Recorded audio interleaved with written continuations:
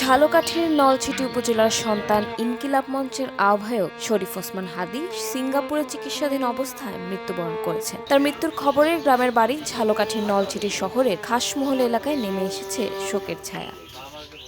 বৃহস্পতিবার রাতে গিয়ে দেখা যায় হাদীর মৃত্যুর খবর ছড়িয়ে পড়ার পর তার গ্রামের বাড়িতে ভিড় করেছেন আত্মীয় স্বজন, অনুসারী, বন্ধু ও পাড়া প্রতিবেশীরা। এ সময় উপস্থিত অনেকেই হাদীর সঙ্গে কাটানো স্মৃতি স্মরণ করে আবেগাপ্লুত হয়ে পড়ে। হাদীর স্মৃতিচারণ করতে গিয়ে অনেকে কান্নায় ভেঙে পড়ে। আগত স্বজন ও অনুসারীদের দাবি, হাদীকে যারা গুলি করে হত্যা করেছে তাদের দ্রুত আইনের আওতায় এনে দৃষ্টান্তমূলক শাস্তি নিশ্চিত করতে হবে। তারা হত্যাকারীদের গ্রেফতার করে ফাঁসির দাবিও জানান। এদিকে হাদীর মৃত্যুর ঘটনায় প্রতিবেশী ও সহপাঠীরা গভীর ক্ষোভ প্রকাশ করেছেন। তারা বলেন, জুলাই বিপ্লবের পর হাদীর মতো একজন সাহসী ও সক্রিয় নেতাকে কেন পর্যাপ্ত নিরাপত্তা দেওয়া হয়নি তা নিয়ে জনমনে প্রশ্ন উঠছে।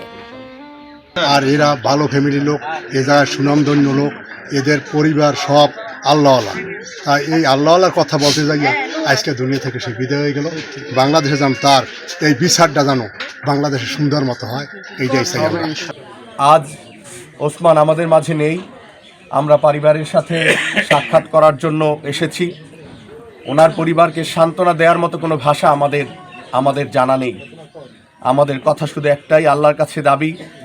আমরা অনেক দাবি আল্লাহর কাছে ফরিয়াদ করেছিলাম, আল্লাহ তাকে ফিরিয়ে দাও আমাদের মাঝে। আল্লাহ হয়তো তার জন্য আরও বড় সম্মান রেখেছেন, এই জন্য হয়তো শহীদ হিসাবে কবুল করেছেন। আমি বিশ্বাস করি হাদীর প্রতিটি বক্তব্য এদেশের তরুণ এবং যুব সমাজ লালন করে, ধারণ করে, তাদের জন্য প্রেরণা। হাদী যে এত সকল মানুষের হৃদয়ে ছিল এটা হয়তো হাদী নিজেও জানতো না। বর্তমানে ওসমান হাদীর গ্রামের বাড়িতে তার বোন মাসুমা সুলতানা বিন হাদী ও ভগ্নিপতি আমির হোসেন অবস্থান করছেন।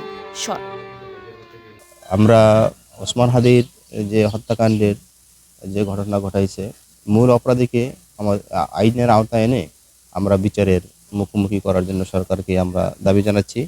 যতক্ষণ পর্যন্ত এই হাদীর বিচার করা না হবে, ওসমান হাদীর হত্যাকারীকে বিচার করা না হবে, ততক্ষণ পর্যন্ত আমরা কোনোভাবেই থামবো না। আমাদের কোনোভাবেই সান্ত্বনা দেওয়ার মতো না। কারণ আমরা যে হাদীকে হারাইছি, এই হাদী এই 55 বছরও কোনোদিন জন্ম নেয় নাই, আর 55 বছর পরও জন্ম নেবে কিনা জাতির কাছে আমরা প্রশ্ন রাখলাম যে আসলে এর মতো হাদী আর হবে কিনা।